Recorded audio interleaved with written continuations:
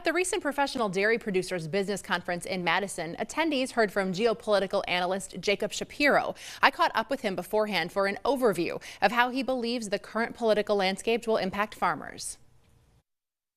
I used to be able to set my presentation at the beginning of the year, and I could basically riff off of it for 8 to 12 months.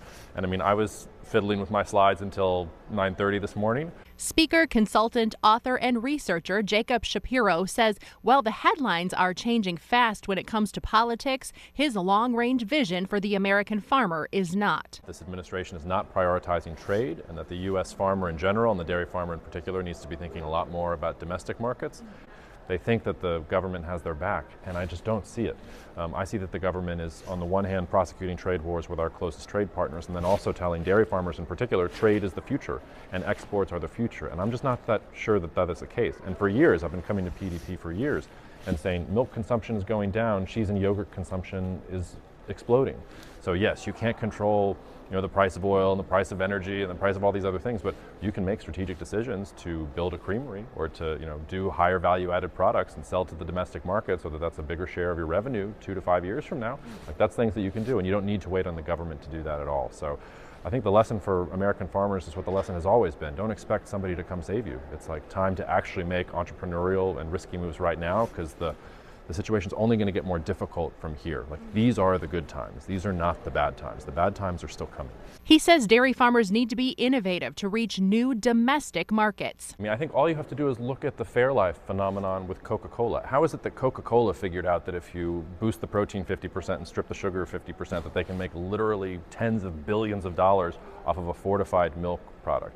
That should have been something that a dairy farmer figured out on their own and packaged the right way and sold to a consumer marketplace. So we are seeing that the American consumer will pay higher prices for things that they like, for things that are health driven and things that are marketed the correct way.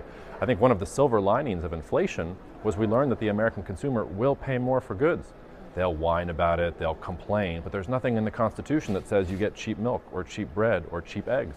And ultimately, people will pay the price that they need to put those food staples on the dinner table. So charge a higher price for things that are getting sold at a higher quality to a local marketplace, and maybe things look a little bit different. If you keep on repeating the logic of the last 10 years, and it's open new markets, export more dairy products abroad, maybe you'll get lucky, but we're at luck at this point. That's not where the market forces or the market trajectory looks like it's going. Shapiro says while it is important to monitor current political shifts, farmers shouldn't wait to secure their future. Look, any coherence out of Washington will help, but I don't see coherence coming anytime soon. I also always like to say policy is what people want to happen and politics is what does happen.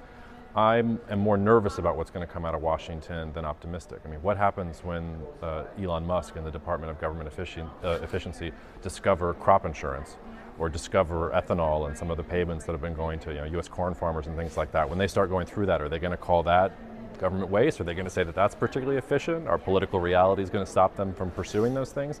You can't expect coherence out of Washington at this point. So if we get it, great, and maybe we will 12 months time, but that's a long time to wait. And in the meantime, you got to make strategic decisions now. You can't be waiting around for, I've been getting questions about the Farm Bill for 2.5 years now.